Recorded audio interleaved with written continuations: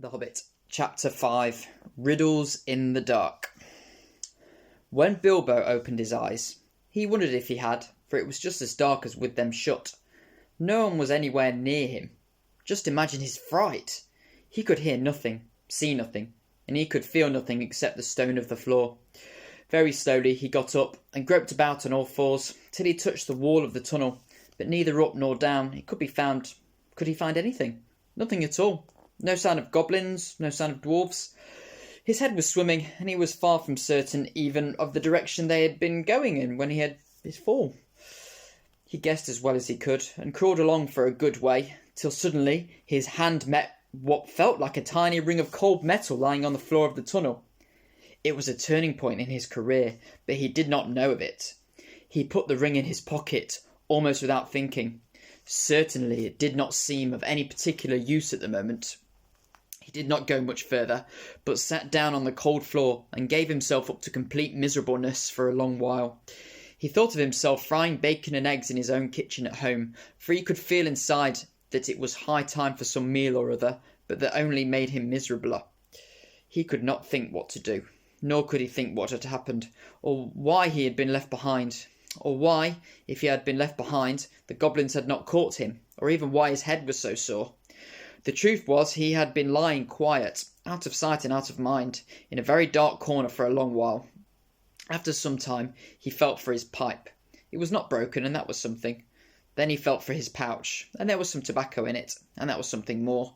Then he felt for matches, and he could not find any at all, and that shattered his hopes completely. Just as well for him, as he agreed that when he came to his senses, goodness knows what the striking of matches and the smell of tobacco would have brought on him out of dark holes in that miserable place. Still, at the moment he felt very crushed. But in slapping all his pockets and feeling all around himself for matches, his hand came on the hilt of his little sword, the little dagger that he got from the trolls, and that he had quite forgotten. Nor fortunately had the goblins noticed it, as he wore it inside his breeches. Now he drew it out. It shone pale and dim before his eyes. So it is an elvish blade too, he thought. And goblins are not very near, and yet not far enough. But somehow he was comforted. It was rather splendid to be wearing a blade made in Gondolin for the Goblin Wars, of which so many songs had sung, and also he had noticed that such weapons made a great impression on goblins that came upon them suddenly. Go back, he thought. No good at all. Go sideways. Impossible.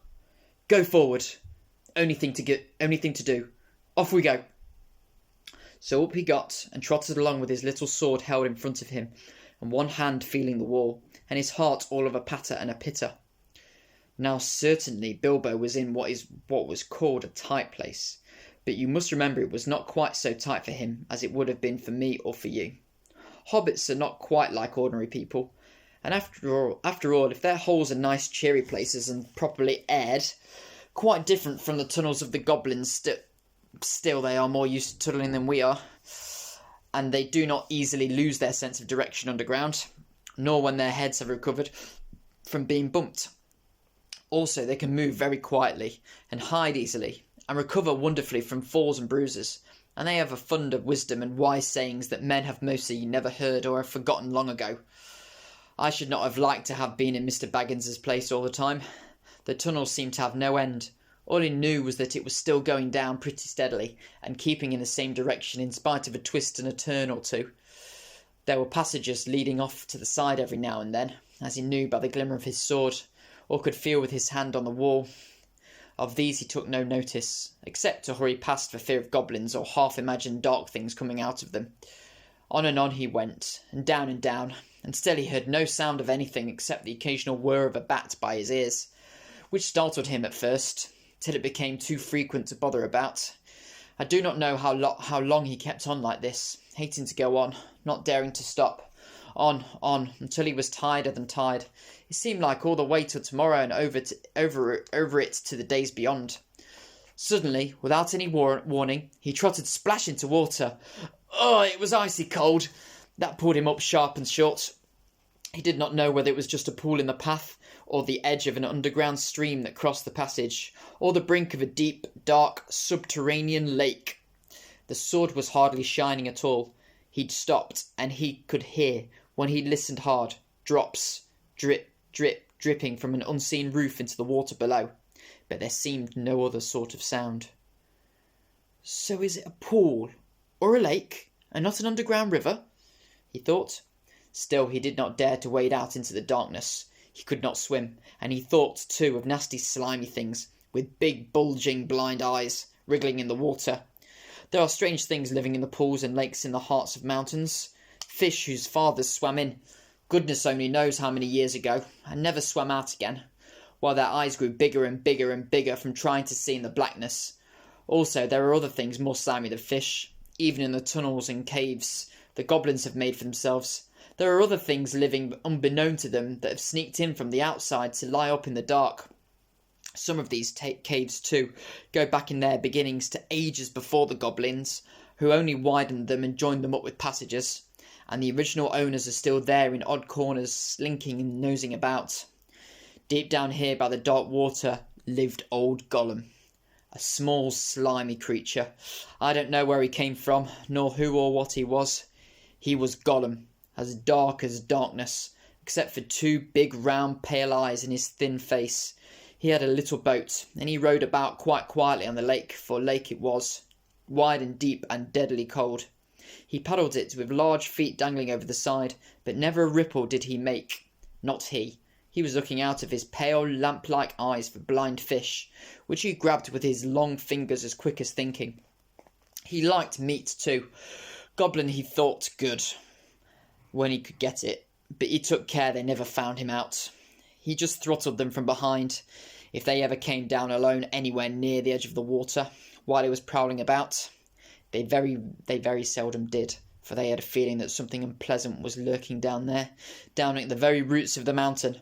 They had come on the lake when they were tunneling down long ago, and they found they could go no further, so their road ended in that direction, and there was no reason to go that way, unless that great goblin sent them. Sometimes he took a fancy for fish from the lake, and sometimes neither goblin nor fish came back. Actually, Gollum lived on a slimy island of rock in the middle of the lake. He was watching Bilbo now from the distance with his pale eyes like telescopes. Bilbo could not see him, but he was wondering a lot about Bilbo, for he could see that he was no goblin at all. Gollum got into his boat and shot off from the island, while Bilbo was sitting on the brink altogether flummoxed and at the end of his way and his wits.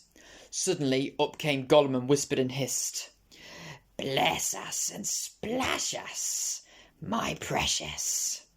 I guess it's a choice feast. At least a tasty morsel it'll make us. Gollum!" And when he said Gollum, he made a horrible swallowing noise in his throat.